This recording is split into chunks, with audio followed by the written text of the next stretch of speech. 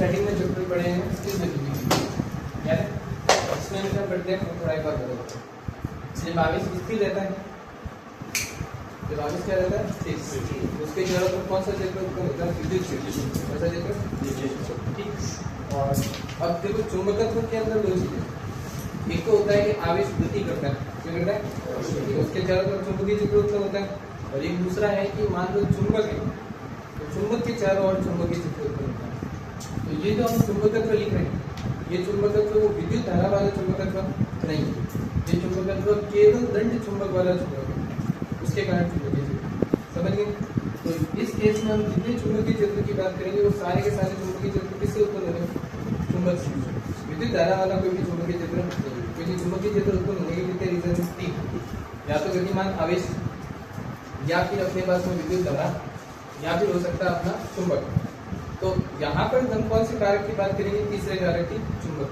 ठीक, अब जाएंगे जैसे विद्युत क्षेत्र उत्पन्न किसकी वजह से। देखो यहाँ मैंने लिखा है एक कॉलम में तो अपने कारण है, कारण क्या बोलते हैं, राशि। ठीक, एक में कि उस राशि को हम स्थिर विद्युत में किस प्रकार लिखते हैं, और दूसरा है कि हम चुंबकत्व में उसको कैसे लिखते हैं। जैसे पहला कारक यानी जिसकी वजह से स्थिर विद्युत की उत्पन्न होती है, जिसकी वजह से चुंबकत्व उत्पन्न होता है। तो देखो स्थिर विद्युत की उत्पन्न किसकी वजह से होगी, आवेश की वजह से। ठीक, तो जो काम स्थिर विद्युत में आवेश कर रहा था, चुंबकत्व में वो काम कौन करेगा, ध्रुव या ध्रुव का ध्रुव सामर्थ्य। ठीक, तो जो काम Q का है, तो चुंबकत्व में काम किसका है, ध्रुव सामर्थ्य।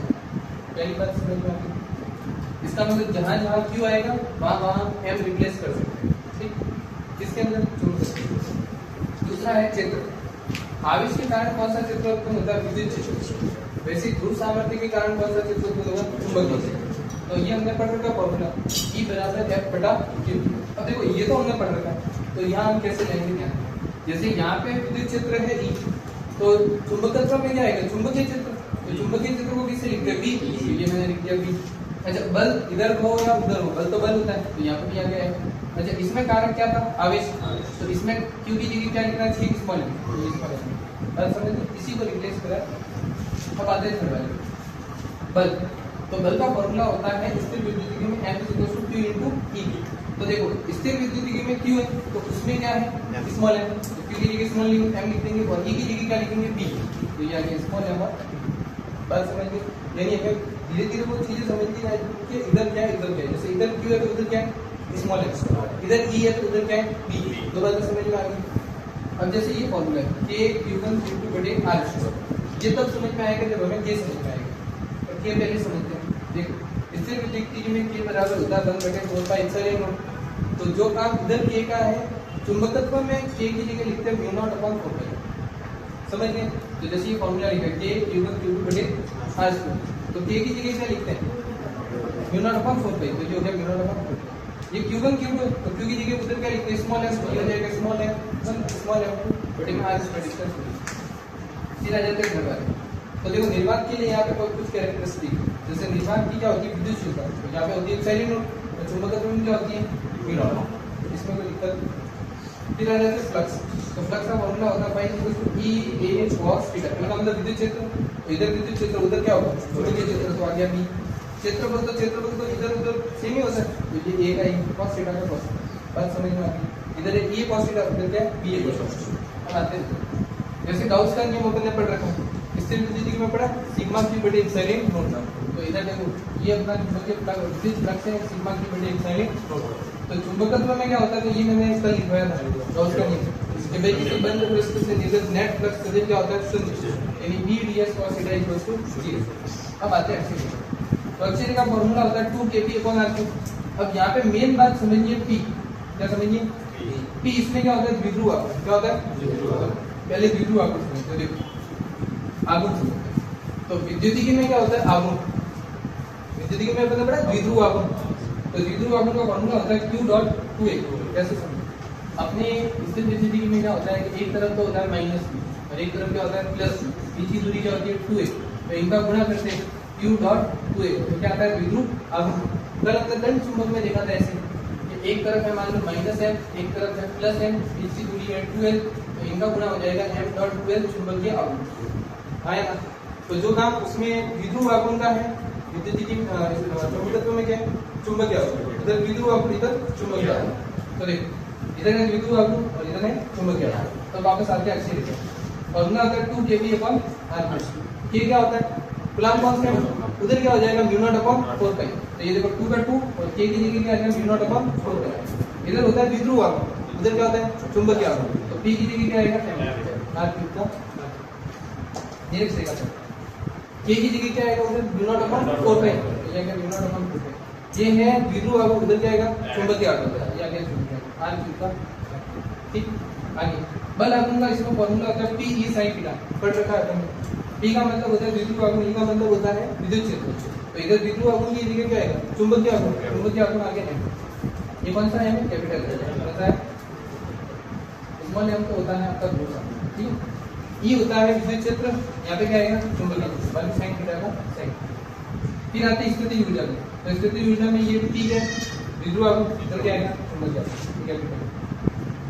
ठीक, इधर आता है विद्युत क्षेत्र, उधर क्या आता है चुंबकीय। बाकी सब तो इसमें कोई डाउट तो ये थोड़ा पता होना चाहिए। फिर एक सवाल लेते हैं जो लास्ट के क्वेश्चन आया था।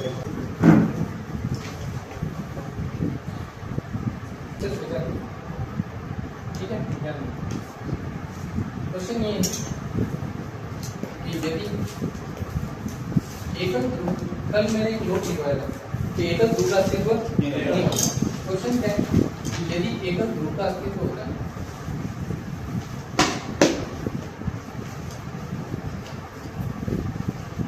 एकल ध्रुव का अस्तित्व होता तो गाउस के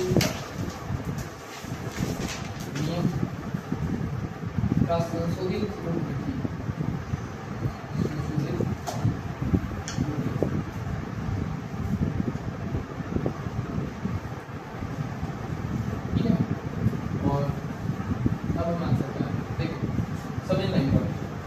जैसे एक अपन ने पढ़ा स्थिर स्थिति की पढ़ा अभी लिखा है।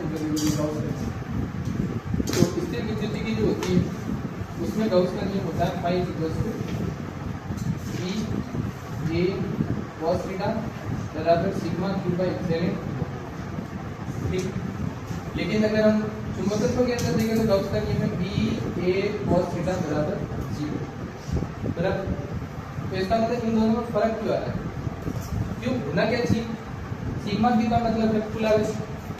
तो जो कुल आवेश है क्यू का काम जो है चुंबकत्व में वो काम किसका होना चाहिए m का, सिग्मा m का होना चाहिए। अच्छा यहाँ एप्सिलॉन नोट है, यहाँ तो भाग में आता है एप्सिलॉन नोट, विद्युत में एप्सिलॉन नोट हमेशा क्या आता है भाग में, और म्यू नॉट चुंबकत्व में क्या आता है गुणा।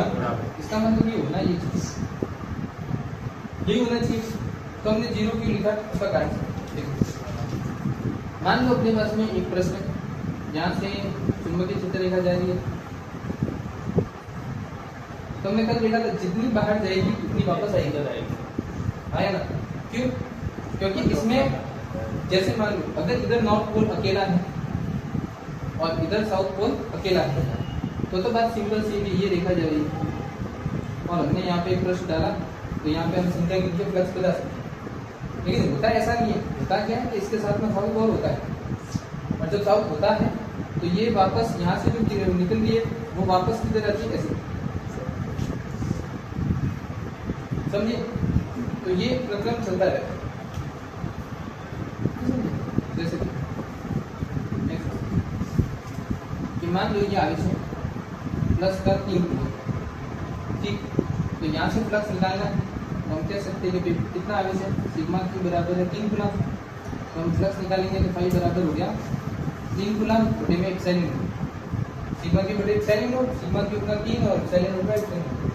लेकिन जब इसमें निकालते हैं चुंबकत्व में तो देखो चुंबकत्व में क्या आएगा माइनस का m और प्लस का m, क्योंकि ये तो अकेले कभी नहीं रहेंगे।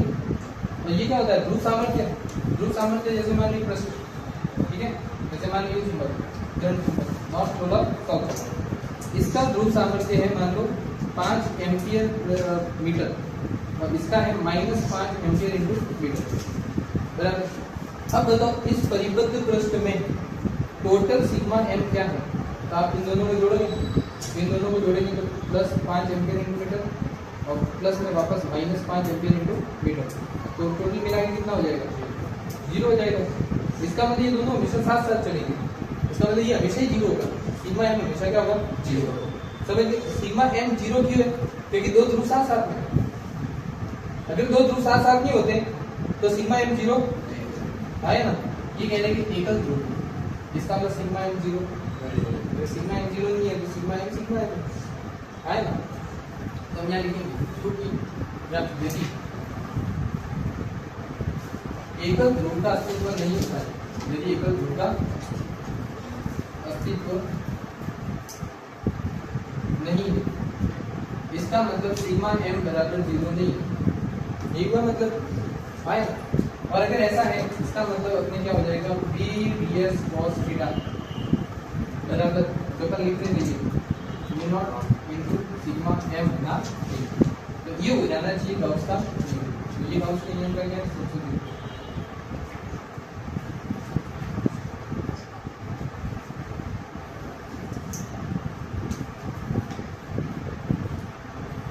और अगर मान लो एकल ध्रुव का अस्तित्व नहीं होता है, ये तो होता है तब, ये तो कब होता है तब। अगर नहीं होता तो सिग्मा एम क्या होता है? दोनों ध्रुव साथ होते, दोनों ध्रुव साथ होते मतलब प्लस माइनस 0। समझिए, एकल ध्रुव का अस्तित्व नहीं है मतलब एकल ध्रुव का अस्तित्व है तब तो सिग्मा एम 0 नहीं है, और एकल ध्रुव का अस्तित्व अगर नहीं होता तो सिग्मा एम 0 है। एकल ध्रुव का अस्तित्व नहीं होने का मतलब दोनों ध्रुव होना, दोनों ध्रुव होना मतलब 0 होना, 0 होना मतलब तक 0 होना, तो यहाँ पर 0 समझिए। तो क्वेश्चन नोट करो,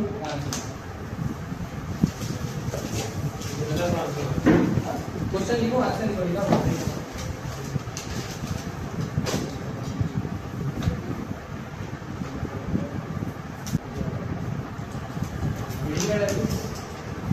एक समान चुंबकीय क्षेत्र में एक समान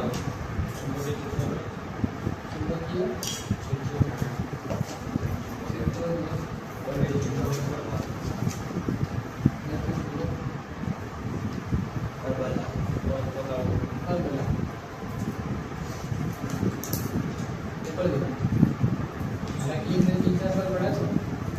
आसान ये अपने पास में समान चुंबकीय क्षेत्र। अब बताओ नॉर्थ पोल किस तरह और साउथ पोल किस तरह? चुंबकीय क्षेत्र देखना हमेशा कहाँ से जाती है? चुंबकीय क्षेत्र देखा ये उत्तर से जाती है, इसका मतलब इस तरफ क्या होना चाहिए? इस तरफ क्या होना चाहिए? सेम होना चाहिए। ध्रुव सामर्थ्य में कई बार लिख देते हैं प्लस एम का मतलब होता है नॉर्थ, माइनस एम का मतलब होता है साउथ। ये थोड़ा प्लस एम का मतलब क्या है? माइनस एम का मतलब, तो यहाँ पर मैंने दर की चुंबक लिखा है।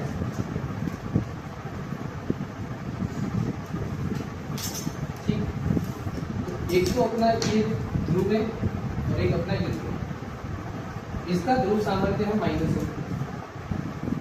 एम मतलब कौन सा? साउथ के नॉर्थ, साउथ दक्षिण। और ये कौन सा है? प्लस है, इसका मतलब कौन सा बोल? नॉर्थ। तो ये कौन सा है? कहने को तो ध्रुव सामर्थ्य इसका माइनस एम है, लेकिन ये कौन सा? साउथ।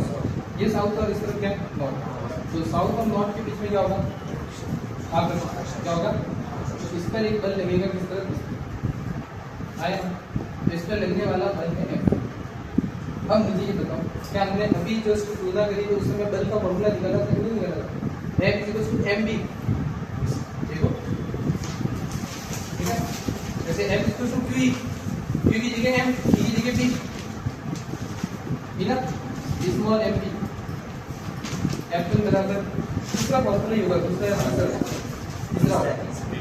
तो ये ठीक है, पहला फॉर्मूला है कि माइनस m है और विद्युत क्षेत्र b इकाई विद्युत क्षेत्र चुंबकीय क्षेत्र b। तो पहला बल हो गया। अच्छा ये कौन सा है? नॉर्थ पोल और ये कौन सा? साउथ। तो इनके बीच में भी आकर्षण होगा, तो इस तरफ बल लगेगा वो होगा F2, वो हो जाएगा प्लस का m। इसमें किसी को डाउट? अच्छा ये दोनों के बीच में दूरी कितनी होती है? 2l होती है, पता है? प्रभावकारी लंबाई l बराबर स्क्वायर। अब यहाँ पर इस पे भी बल लग रहा है और इस पे भी बल लग रहा है। अगर माइनस और प्लस को छोड़ देते हैं तो ये बल है mb और ये बल भी क्या है? तो ये बल इस तरफ लग रहा है और ये बल, इसका मतलब बल परिमाण में तो क्या है? समान। लेकिन लेकिन दिशा में कैसे हैं, और इनकी कार्य रेखा भी क्या है, अलग अलग। तो इसको क्या करेंगे, घूर्णन क्या करेंगे, मान लेते हैं कि भाई इधर कौन है, तो यहाँ पर ऐसे मान लेते हैं, ठीक है। तो यहाँ से कोई डाउट है तो पहले एक एक करके निकाल देते हैं। पहले तो आपको बताओ बाय चुंबकीय क्षेत्र कितना है, बाय चुंबकीय क्षेत्र, बाय चुंबकीय क्षेत्र हमारे पास में है कैपिटल E, ठीक।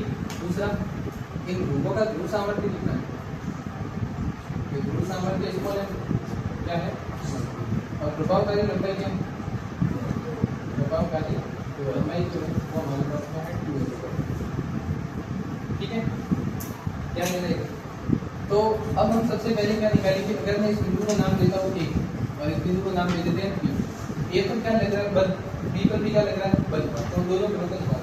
पहले हम लिखेंगे क्या, ध्रुव, कौन सा ध्रुव, ये वाला पर लगने वाला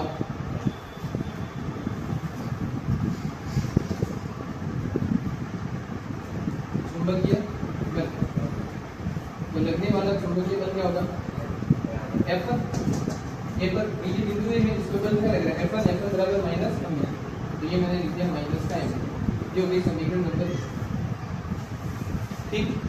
दूसरा कौन सा ध्रुव है, जो B पर है, उस पर भी क्या लग रहा है चुंबकीय बल, तो लगने वाला चुंबकीय बल, वो चुंबकीय बल क्या होगा F2 बराबर प्लस m, समीकरण नंबर 2। समीकरण 1 और समीकरण 2 को अगर देखें, समीकरण 1 और समीकरण 2, तो ये जो F1 है और दूसरा क्या F2, अगर मैं इसका प्लस माइनस छोड़ दूं, मतलब इसका केवल परिमाण ले, वो दोनों बराबर है, आया, तो इसका मतलब ये जो अपना दंड चुंबक दिख रहा है, इसके दोनों सिरों पे लगने वाला बल जो है वो परिमाण में है समान, दिशा में क्या है विपरीत, और कार्य रेखा क्या है, तो ये क्या करेगा, क्या करेगा, समझाने को क्योंकि दंड चुंबक इन सिरों पर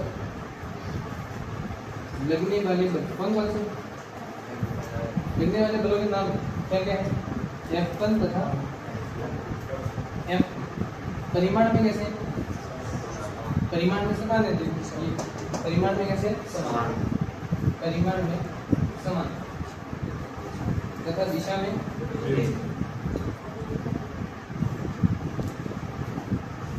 कैसे है,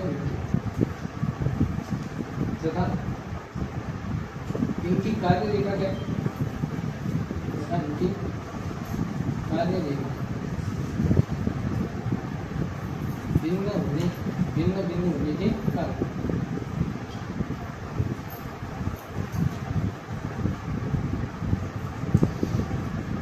इस पर क्या लिखते हैं, इस पर बल आघूर्ण, क्या लिखते हैं, बल आघूर्ण,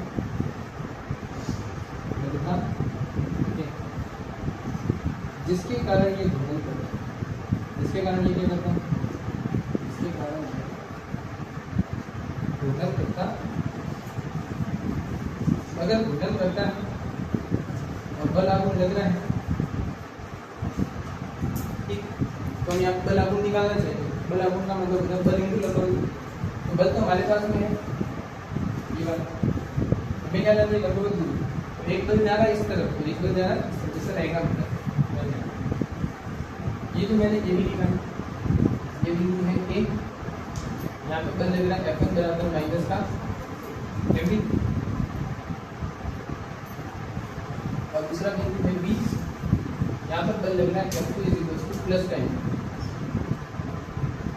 ठीक। तो अब हमें क्या करना है, इन दोनों के बीच के लंबवत दूरी निकालना, तो इस रेखा को आगे बढ़ा दें, ठीक। इस वाले बिंदु से यहाँ पे क्या खींचते हैं, तो मान लेते हैं कि लंब मिला है M बिंदु तक और यहाँ का क्वाड्रेंट थीटा, और ये वाली लंबाई है इसमें किसी पर, तो हमें निकालिए लंबवत दूरी, क्या निकालिए, लंबवत दूरी है B से लगा के M, और एक हमारे पास में A से B तक की दूरी है, जो कि हमारे पास में 2L क्या है, तो ये हमारी भुजा है अज्ञात, और ये हमारी भुजा है ज्ञात, अज्ञात और ज्ञात का जो अनुपात होता है, इसी से तो अपन लाते हैं साइन थीटा कॉस थीटा, तो तो यहाँ पे हम समकोण त्रिभुज लेंगे। कौन सा समकोण त्रिभुज का नाम बताओ? समकोण त्रिभुज DMA में,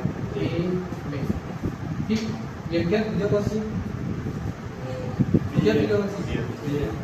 CM। क्या त्रिज्या है क्या? थीटा के सामने क्या होता है? थीटा के सामने कौन सी त्रिज्या होती है?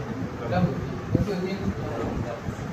इसका मतलब एक तो लंब और लेकिन पृथ्वी के सामने वाले विषय वो क्या है? कर्ण। तो लंब बटे कर्ण क्या होता है? साइन। अच्छा, लंब कितना है? ये और कर्ण हमारे पास में AB मान लेते हैं। तो साइन थीटा बराबर PM का मान तो मालूम नहीं है, लेकिन AB का मान है 2L।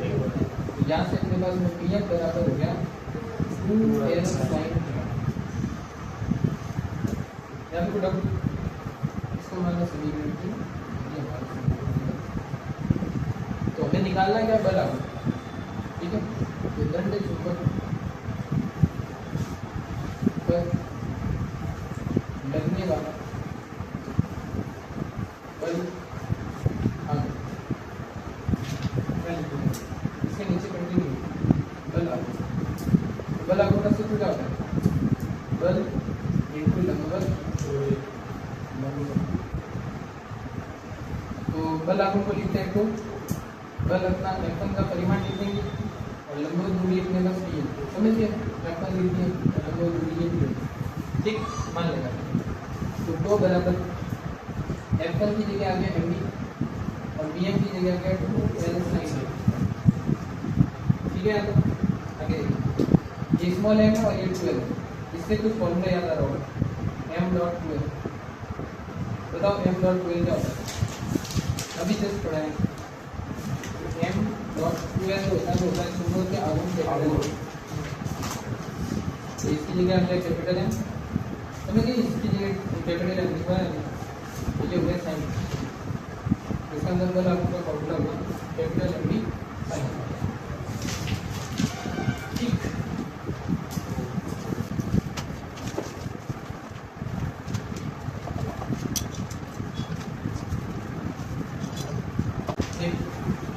यहाँ पे दो इम्पोर्टेंट बात है, देखो सभी क्या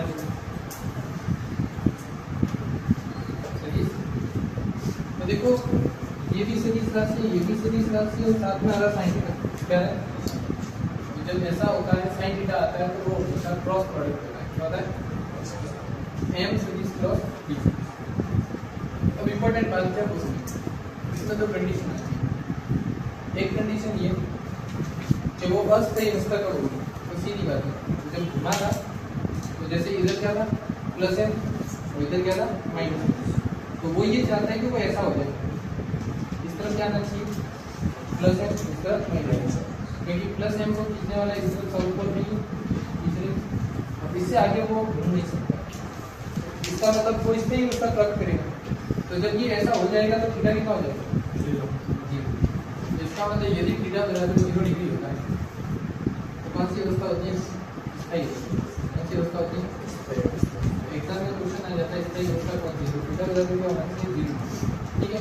तो 2 बराबर लिख देते हैं MB sin थीटा की डिग्री क्या आएगा? 0। 2 बराबर हो जाएगा MB sin 2 बराबर हो जाएगा। लाइन से कोई फर्क पड़ता है? एक और कंडीशन देंगे, वो है आपकी थीटा बराबर 180 डिग्री। 2 बराबर MB sin 180 का मान भी 0 होगा। लेकिन इससे में क्या होगा कि जैसे मान लो इस तरफ है नॉर्थ पोल, इस तरफ क्या है साउथ पोल, और अब अपन कैसे करते हैं 180 मतलब समझो अभी क्या था, इधर का आपका प्लस M था और इधर क्या था माइनस। तो इसका मतलब प्लस को उधर माइनस वाला आकर्षित कर रहा है ना, प्लस M को इस तरफ क्या माइनस को क्या कर रहा है आकर्षित। लेकिन अगर इसको मैं घुमा दूं, इसका मतलब प्लस इधर आ जाए माइनस इधर आ जाए, अब क्या होगा इस तरफ का नॉर्थ पोल मतलब प्लस और साउथ पोल मतलब माइनस, तो ये इसको क्या करेगा धकेलेगा और ये वाला भी इसको धकेलेगा, मतलब इसको ऐसे स्थिर रहने नहीं देगा। ये सबसे अस्थायी अवस्था है। कौन सी अवस्था है? इस अवस्था को हम कह सकते हैं ये अस्थायी अवस्था। बोलो बात समझ में? अब हम बात करते हैं कि इसकी स्थिति ऊर्जा क्या होगी। क्या दंड चुंबक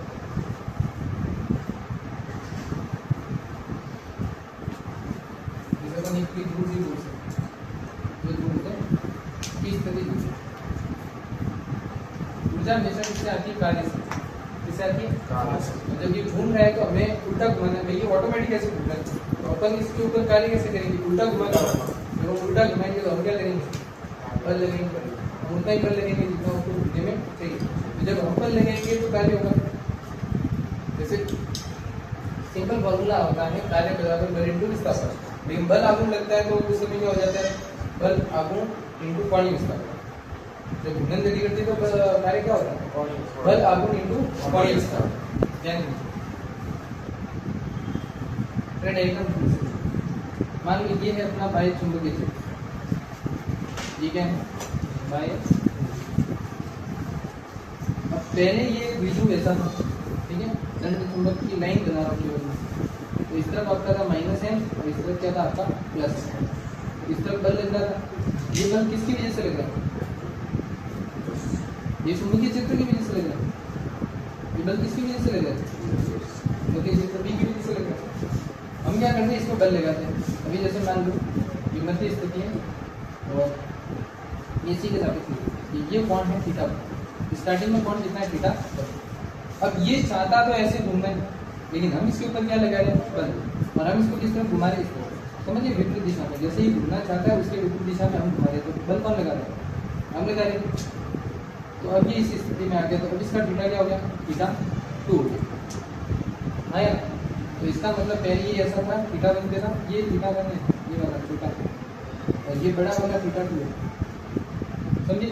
तो पहले थीटा 1 था, हमने घुमा के कितना कर दिया? थीटा 2 कर दिया।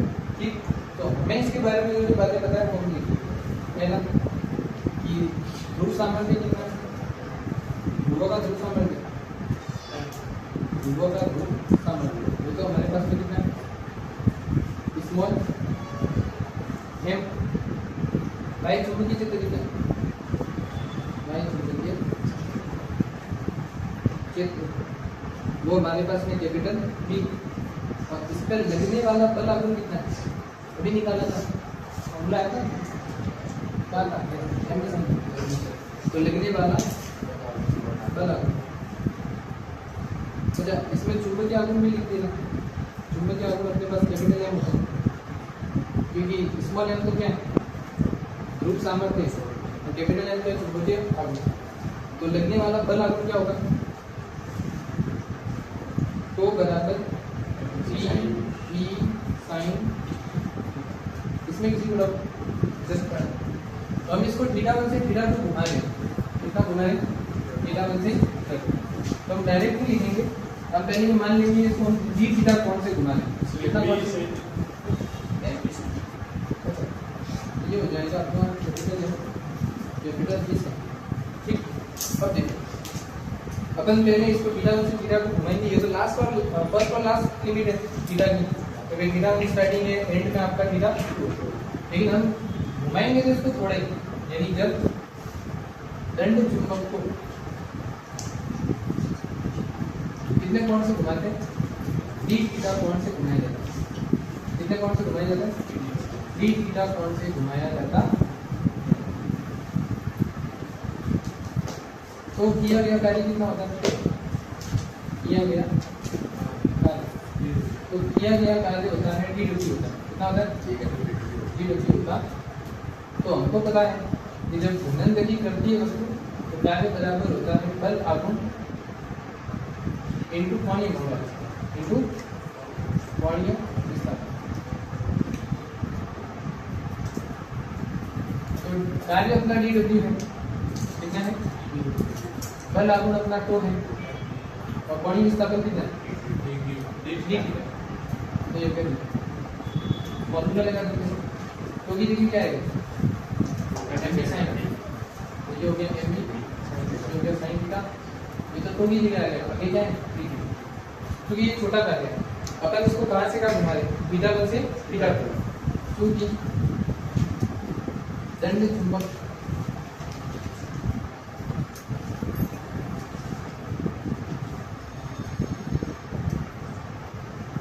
कहाँ से घुमा रहे हैं? थीटा 1 से थीटा टू कॉट घुमाने का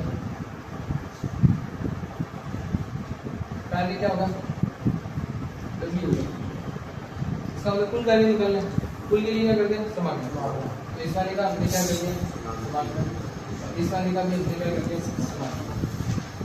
क्योंकि हमें पता है कि हम कितना कोण घुमा रहे हैं, थीटा 1 से थीटा 2, तो डी डब्ल्यू का समाकलन W। अब देखो एम बी साइन थीटा तो अपने थीटा से रिलेटेड है, तो वो तो कहा जाएगा समाकलन के अंदर, बाकी चीजें का नहीं की बात। तो कैपिटल एम कैपिटल बी और समाकलन के अंदर क्या रहेगा, देखो साइन थीटा, ये ठीक है, लोअर लिमिट है थीटा 1, अपर लिमिट है थीटा 2, तो W बराबर हो गया एम बी साइन थीटा का समाकलन होता है माइनस कॉस थीटा, और लिमिट क्या है थीटा 1 से थीटा, तो माइनस को ले लेते अपन बाहर, तो माइनस का आ गया बाहर, तो बचा के अंदर cos थीटा में एक बार तो लगाना है थीटा 2, एक बार लगाना है थीटा 1, तो ये जाएगा cos theta 2 minus cos theta 1। इसमें कोई डाउट किया गया कार्य किसमें से बनेगा, क्योंकि किया गया कार्य स्थितिज ऊर्जा के रूप में संचित रहता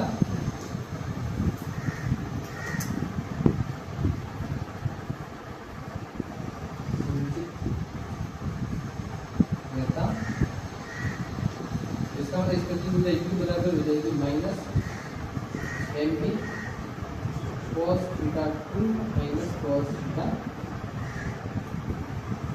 क्या किसी को नहीं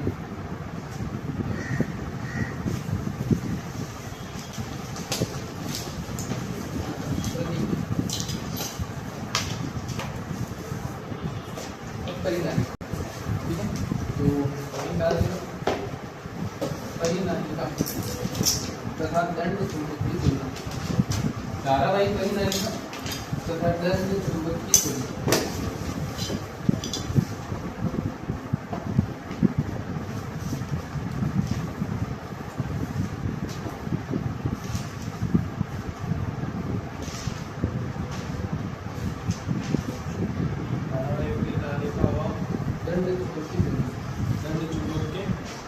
की तुलना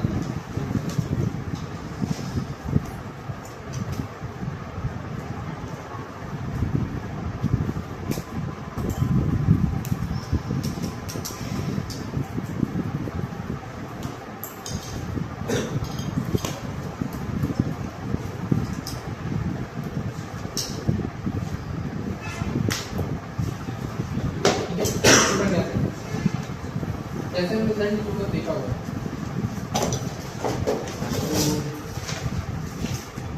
मान लो यहाँ दंड चुंबक इसको जब स्वतंत्रता पूर्वक जाता है, इस तरफ जाता है तरफ, ठीक है।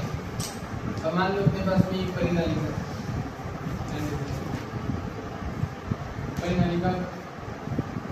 जानते हो, परिनालिका को लटका दिया,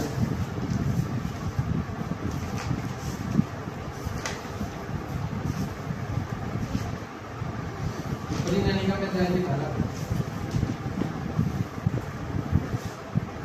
ठीक है।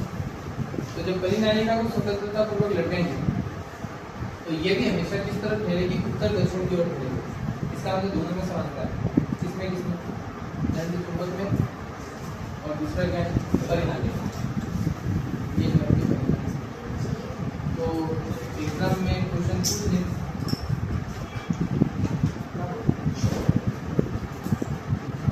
दंड चुंबक और परिनालिका परीक्षा में पूछेंगे तो दोनों में समानता है। समानता में पहली समानता ये है कि दंड चुंबक और धारावाही परिनालिका दोनों को स्वतंत्रता पूर्वक लटकाते हैं, दोनों की दिशा में बैठते उत्तर दक्षिण में बैठते, ये भी उत्तर दक्षिण में और ये भी पहली बात समझ में आ गई, ठीक। अगर मैं दंड चुंबक लूँ ऐसे, या फिर इसको इस तरीके से,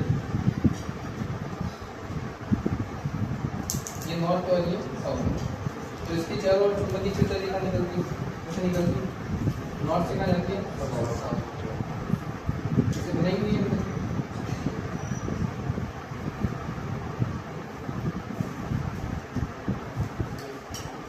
इधर भी क्या निकलेगी, नॉर्थ टू साउथ,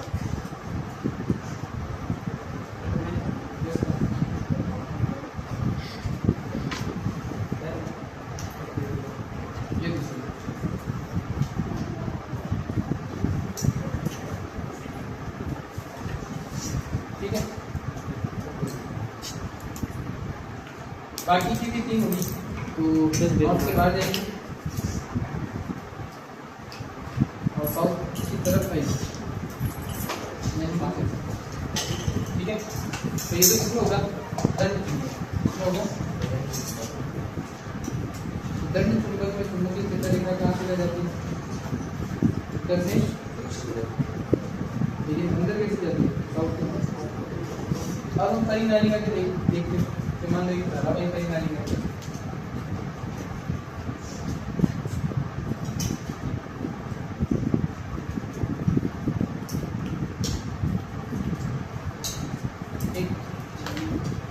अब देखो इसमें धारा कैसे जा रही है, यहाँ से धारा जा रही है ऐसे, और ये वाला जो तार है ये ऊपर से अंदर जा रहा है, यहाँ से क्या जा रहा है, अंदर, ये ऐसे।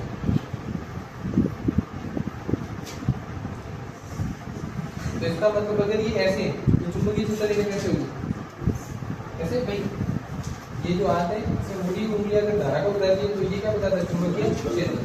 तो इसका मतलब चुंबकीय क्षेत्र ऐसे होगा, तो यहाँ से चुंबकीय क्षेत्र रेखा जाएगी और ऐसे बंद वक्राकार होकर वापस आएगी, और ये प्रैक्टिकली देखा जाता है, ऐसा होता है। तो इसके लिए अगर मान लो धारा अपन उस तरफ से भेजते तो बात तो सेम ही है, ये इसे भेजते तो एक मान लो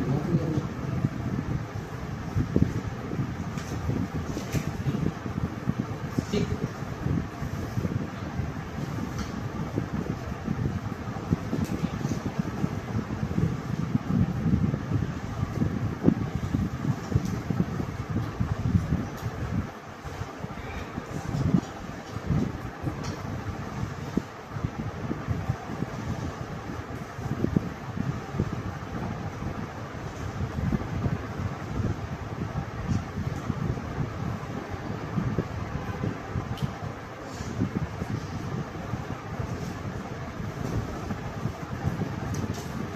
इसका मतलब ये धारावाहिक परिनालिका,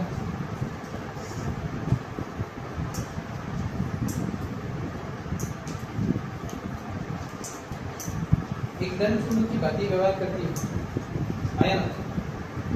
तो इसका मतलब इसके आसपास में जो चुंबकीय क्षेत्र रेखा होती है बंद वक्राकार, वैसी की वैसी धारावाहिक परिनालिका की जगह और भी जैसी होती है बंद वक्राकार। तो इसमें बेटा तीसरा याद,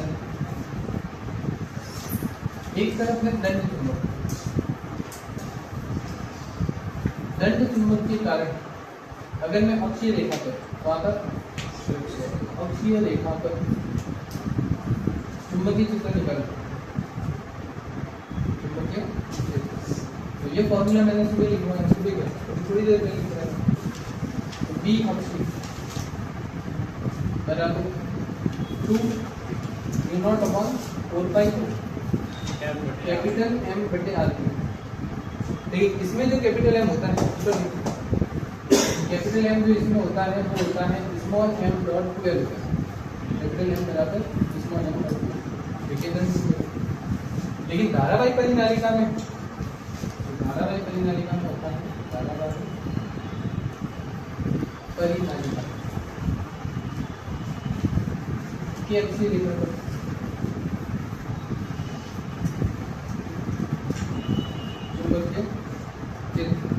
हालांकि इसका डेरिवेशन है, लेकिन और वो क्या है इससे सॉल्व कर तो इसका फॉर्मूला क्या वही होगा, ये 2u0/4π कैपिटल M बटे R। लेकिन यहाँ पर जो कैपिटल M है, इस कैपिटल M का मतलब है NI। फर्क समझ लो, फॉर्मूला सेम है लेकिन जो कैपिटल M है वो थोड़ा सा अलग है। इसमें दंड चुंबक की वजह से स्मॉल m डॉट 12 होता है, धारावाहिक परिनालिका में धारा और लंब स्काट की वजह से ये इसका मतलब समानता। और दोनों के लिए निरक्ष रेखा वाला भी फॉर्मूला समझ में आ गया होगा तो भाई इसकी अक्षी में ऐसा है तो निरक्ष में कैसा होगा, निरक्ष कोई क्या होगा u0/4π R क्यूब, और इसमें भी निरक्ष में क्या होगा u0 कैपिटल M बटे 4π। समझे? तो हेडिंग डाल दो, हेडिंग ऊपर डालेंगे। अगर मान लो एक ही पदार्थ की अगर बात करें तो जैसे मान लो अपने पास में चुंबक है, चुंबक के अंदर चुंबकीय गुण पाया जाता है आया, लेकिन इसके अलावा भी कुछ पदार्थ ऐसे होते हैं जिनके अंदर थोड़ा थोड़ा चुंबकीय गुण पाया जाता, जैसे इलेक्ट्रॉन। इलेक्ट्रॉन में भी चुंबकीय गुण होता है लेकिन इतना नहीं, कारण भी ध्यान से देखो तो चुंबकीय गुण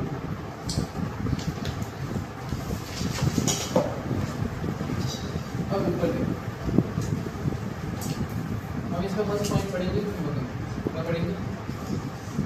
चुंबकन समझना है तो डेंसिटी से कैपिटल एम से लिखोगे। मान लो एक पदार्थ है, ठीक है। अब हमने तो वैसे पढ़ी, एक तो पढ़ा स्मॉल एम, इसे बोलते हैं ध्रुव सामर्थ्य, और इसका मात्रक हमने पढ़ा एम्पीयर इंटू मीटर, ठीक है। एक पढ़ा हमने कैपिटल एम, इसे बोलते हैं चुंबकीय आवेश, चुंबकीय इसका मात्रक हमने पढ़ा एम्पीयर इंटू मीटर, ठीक। अब हम जो पढ़ने जा रहे हैं ये कैपिटल एम है, तो हम यहाँ पे कुछ नया करने वाले को थोड़ा समझें। ये जो कैपिटल एम है इसको हम अभी के लिए थोड़ी देर के लिए स्मॉल एम लिखेंगे। क्या लिखेंगे? तो स्मॉल एम का मतलब यहाँ पे हम इस टॉपिक के अंदर क्या समझेंगे? रूप सामर्थ्य नहीं समझेंगे। यहाँ पर स्मॉल एम का मतलब हम समझेंगे चुंबकीय आवेश। क्या समझेंगे? नॉर्मली स्मॉल एम का मतलब होता है रूप सामर्थ्य, लेकिन केवल इस टॉपिक के लिए स्मॉल एम का मतलब हम यहाँ पे क्या समझेंगे? चुंबकीय आवेश। मान लो इस पदार्थ के अंदर जो नेट मतलब इसका मतलब कुल चुंबकीय आघूर्ण है, ये चुंबकीय आघूर्ण वो है अपने पास में m कितना है, और इसका जो आयतन है वो आयतन मान लेते हैं, आयतन कितना है इसका।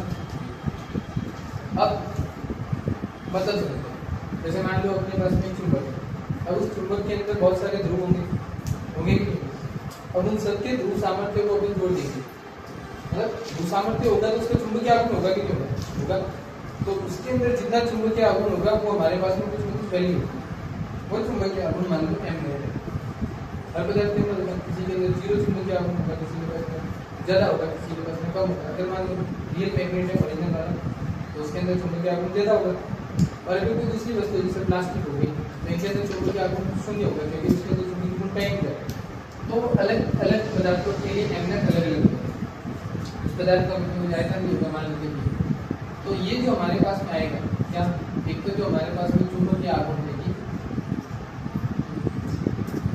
ठीक है, और दूसरा हमारे पास में क्या आएगा, अगर इन दोनों का अनुपात करें तो हमारे पास में आएगा चुंबकन, क्या आएगा, इसका मतलब चुंबकन कैपिटल M बराबर हो गया m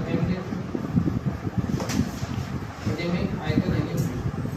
तो इसमें कोई डाउट? अगर मैं इसकी मात्रा की बात करता हूँ, कैपिटल M मतलब चुंबकन ऐसा ही मात्रा, तो ध्यान देना इसका ऐसा ही मात्रा हो जाएगा। ये देखो ये है m नेट पे चुंबकीय आघूर्ण का मात्रा होता है एम्पीयर इंटू मीटर स्क्वायर, ना चुंबकीय आघूर्ण का मात्रा। आयतन का होता है मीटर क्यूब, जब इसको मैं काटूंगा तो इसकी घात कम हो जाएगी, तो बचेगा एम्पीयर प्रति मीटर, जिसका मात्रा हुआ एम्पीयर प्रति एग्जाम से पूछा जाएगा, याद रहेगा, ठीक। अब बात करते हैं इसकी परिभाषा, मैं परिभाषा यहाँ लिख दूँ जो कि ऊपर लिखूँ। ये कह सकते हैं कि किसी पदार्थ की जो भाग में होता है वो एकांक होता है, किसी पदार्थ के एकांक आयतन का कुल नेट चुंबकीय आघूर्ण, एकांक आयतन का नेट चुंबकीय आघूर्ण क्या कहलाएगा, उसका चुंबकत्व। यानी किसी पदार्थ के एकांक आयतन का नेट चुंबकीय आघूर्ण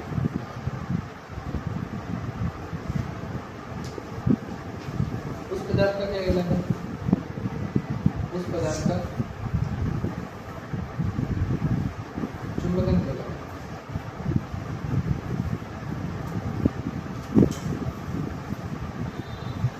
ठीक, ये हमारा पहला टॉपिक क्लियर।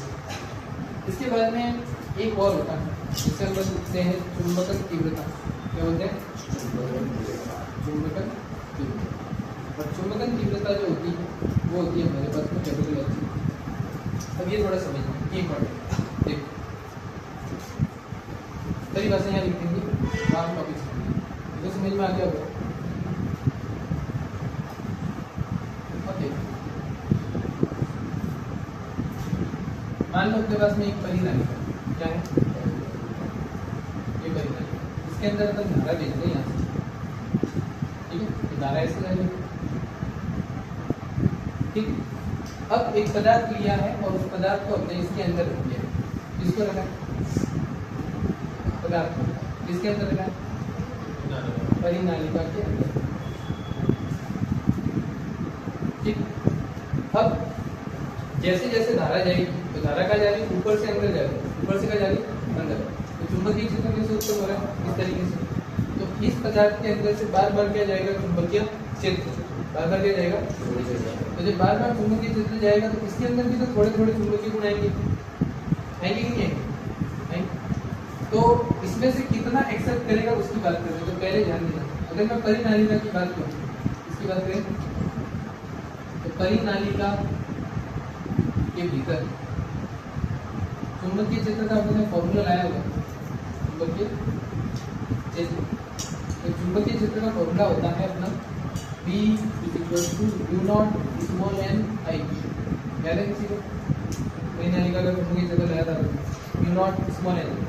स्मॉल n का मतलब होता था कैपिटल N बटे L, ठीक। अब यहाँ पर एक क्वांटिटी दिख रही है स्मॉल n और स्मॉल n × I, ये जो दिख रहा है इसी को एक सदिश राशि मानी जाती है और इसी को बोलते हैं H।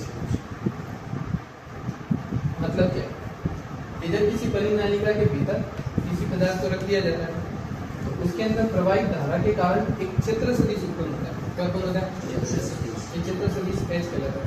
और इसी H के कारण उसमें चुंबकीय क्षेत्र उत्पन्न होता है, समझिए। तो यहाँ पे H को हम क्या कहेंगे, चुंबकन तीव्रता कहेंगे, क्या कहेंगे, इसको ऐसे लिख सकते हैं, जब किसी पदार्थ परिनालिका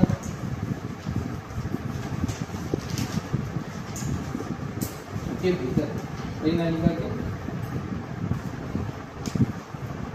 रखा जाता तो चुंबकीय क्षेत्र के कारण, चुंबकीय क्षेत्र के कारण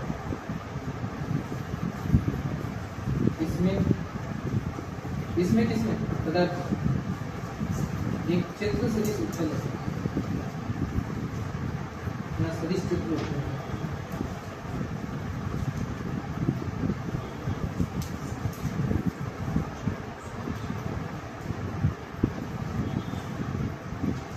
जिसे हम क्या कहते हैं, चुंबकन तीव्रता।